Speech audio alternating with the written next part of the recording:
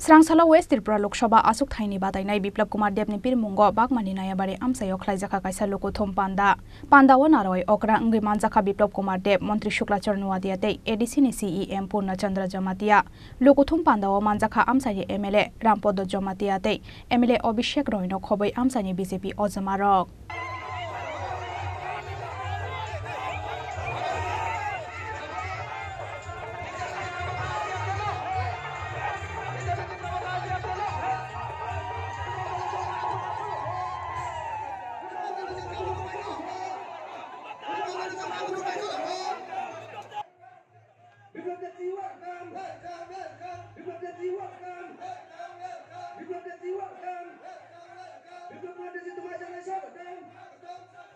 Fainai 19 April Salmario Khlaijaknai West Tripura Lok Sabha Chongbarini Bot Naharmong 26 April Salmario Khlaijaknai East Tripura Lok Sabha Chongbarini Bot Naharmong Aboni bagai Lok Sabha Chongbarino Kitingai Shalbruno Haste Kitingai Chongbarini Pirmungo Habawa Ongkhor Laijak Joto Thungkurung Bodolni Ozamarok Chongbarini Pirmungo Joto Bodolni Batainai Rokno Urklogo Tonai Shigango Himjak BJP Bodolni Batainai Rok Abo Haikeno Srangsala West Tripura Lok Sabha Achuk Thaini Batainai Biplab Kumar Dev ni Pirmungo Bagmani Nayabare Amsayo Khlaijaka Kaisa Lokothom Pandawo Narwai Okra Ngi Manjaka Biplab Kumar Dev Montri Shukla Charnuadiate ADC ni CEM Purna Chandra Jamatia Lokothom Pandawo Manjaka Amsani MLA Rampodo Jamatiate MLA Abhishek Roino Khoboi Amsani BJP Ozamarok Aboni Yagulo Pandawo Koknarkha West Tripura Lok Sabha Achuk Thaio Batainai Biplab Kumar Dev আমার সাংবাদিক বন্ধুরা আছে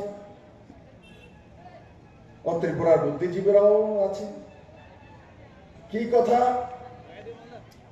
communist সব সময় এক অহংকারের সুরে বলতো ত্রিপুরা में तो राजनीति বাই ইলেকশন বিধানসভার সিট আমরা কোথা থেকে শুরু করি আমাদের পকেটের মধ্যে কমিউনিস্টের পকেটের মধ্যে 20টা জনজাতি সিট থেকে এরা শুরু করে বিরোধীরা শূন্য থেকে শুরু করে কে বলতো মানিক সরকাররা জিতেন চৌধুরীরা কমিউনিস্টের নেতৃত্বরা আর গর্ব করে বলতো যে 20টা সিট আমার বাম পকেটের মধ্যে রেখে তারপর 20টা থেকে আমরা শুরু করি আর অন্যরা বিরোধী পার্টিরা আর কোন বিরোধী পার্টিকে বলতো তৎকালীন সময়ে কংগ্রেসকেই বলতো যারা এখন তাদের পরম মিত্র হয়ে গেছে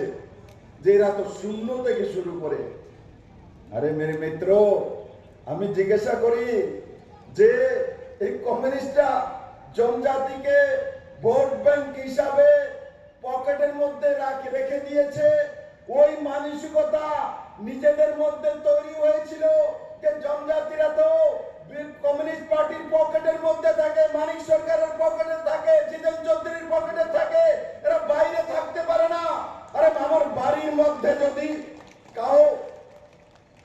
কাউকে যদি বলা হয় কোন ব্যক্তিকে যদি বলা হয় বাজারের মধ্যে মেরে সাংবাদিক বন্ধুরা যদি আপনাকে যদি বলে যে তোমার বউর মুঠিটি পকেটের মধ্যে রেখে দিছে তো আমার ব্যক্তি পর্যন্ত রাগ হয়ে যায় আরে আমার মধ্যে বউর পকেটে রেখে দিছে তোমার বউ তোমার আসলে রেখে দিছে এই কথা বললেই অপমান বোধ করি আমরা আর কমিউনিস্টরা আজকে 30টা বছর যাবত একই স্লোগান একই বাক্য কমিউনিস্টরা তাদের বাম পকেটের মধ্যে জনজাতিদের রেখে দিয়েছে মেরে মিত্র এর চাইতে অপমান আর কিছুই নেই মানিক বাবু আপনারা স্রেফ জনজাতি জাতিকে ত্রিপুরাতে অপমান করেছেন এখন এসেছেন ভোট চাওয়ার জন্য হাত চিহ্নে কি বলে মহারাজ প্রদ্যোৎ কিশোর মানিক্য বেঈমান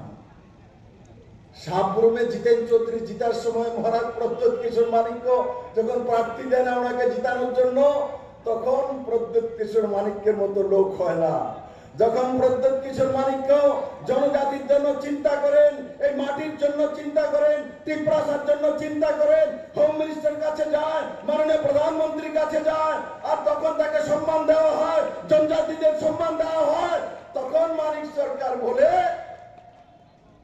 যে প্রদ্যোৎ মহারাজ বেঈমান, পূর্ণচন্দ্র জমাতিয়া বেঈমান, কৃষ্ণচন্দ্র জমাতিয়া বেঈমান, জ্যোতিষ জমাতিয়া বেঈমান, সব বেঈমান বসে আছে এখানে।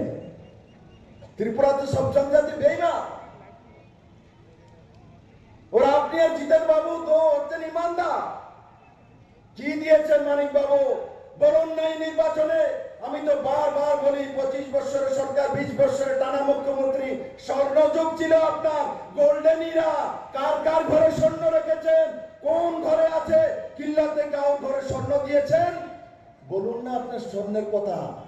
2015, 16, 17 তো আপনার স্বর্ণের আঘাতে, আস্ফালনে ত্রিপুরার মানুষের থাকা মুশকিল হয়ে গেছিল। স্বর্ণ স্বর্ণ স্বর্ণ, যেদিকে যায় সোনাই পাওয়া যায়। কই এখন সোনার কথা বলেন না কেন?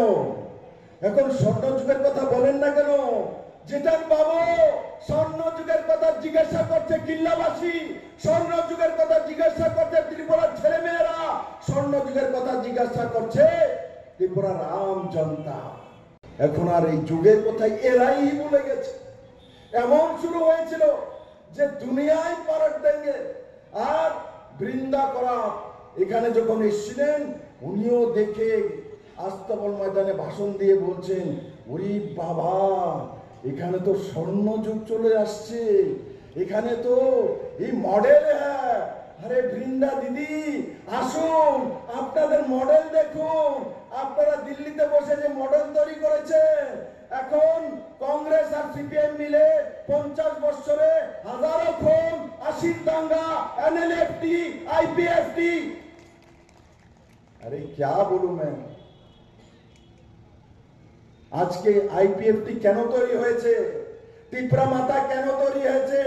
টিউজিএস কেন তৈরি হয়েছে? আইএনপিটি কেন তৈরি হয়েছে?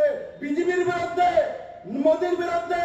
এরা মোদির বিরুদ্ধে তৈরি হয়নি, এরা কমিউনিস্টের বিরুদ্ধে লাভবান হয়েছিল। এরা কমিউনিস্টকে হটানোর জন্য বিচার আইনকাল আইএনপিটি তৈরি করেছিল। আইপিএফটি আমাদের এনসি দেববর্মা পদ্মশ্রী, আইপিএফটি এখানে শুক্লাচরণ কৃষ্ণচন্দ্র জমাতি আছেন। এরা বিজেপি কে হটানোর জন্য তৈরি হয়নি, কমিউনিস্টকে হটানোর জন্য তৈরি হয়েছিল। ত্রিপুরা মাথা বিজয় আঙ্কল, পূর্ণচন্দ্র জমাতিয়া, সর্বপ্রেমী মহারাজ প্রদ্যোৎ কিশোর মানিক্য বিজেপি কে হটানোর জন্য নয়, আপনাদেরকে তরিপার করার জন্য, ত্রিপুরার মানুষের কাছ থেকে আপনাদের বিদায় করার জন্য, বিদায় ঘটার জন্য টিউজিএস শ্যামাচরণ ত্রিপুরা তৈরি করেছিল। বিজেপি কে হটানোর জন্য নয়, আপনাদের কমিউনিস্ট পার্টিকে হটানোর জন্য শ্যামাচরণ ত্রিপুরা টিউজিএস তৈরি করেছিল। বুঝতে অসুবিধা এখন, বুঝতে অসুবিধা। মানিক বাবু 2 দিন পরে পরে যে কথা উল্টিয়ে দেন। একদিন বেরিয়েছেন তো বলছেন যে ত্রিপুরার মানুষ সন্তান বিক্রি করে খায়। আমি যখন বলেছি যে আপনি যদি একটা উদাহরণ প্রস্তুত করতে পারেন যে ত্রিপুরার মানুষ সন্তান বিক্রি করে খায়, তো রাজনীতি ছেড়ে দেব। মানিক বাবুর ডরে ময়দান ছেড়ে দিয়েছেন। হিম্মত মানিক বাবু এখনো বলি, আসল বিপ্লব দেবের সামনে বলুন কে সন্তান বিক্রি করেছে, কার কাছে করেছে, কাকে টাকা দিয়েছে, কোন প্রদেশে করেছে? ত্রিপুরাকে বদনাম করার জন্য, ত্রিপুরার মানুষকে বদনাম করাচ্ছেন। আপনার কুণ্ডলিতে কোনো কিছু নেই। এই শেষ বয়সে 75 বছর বয়সে আপনি বদনাম করেন ত্রিপুরাকে, যে প্রদেশ আপনাকে 4 বার মুখ্যমন্ত্রী বানিয়েছে।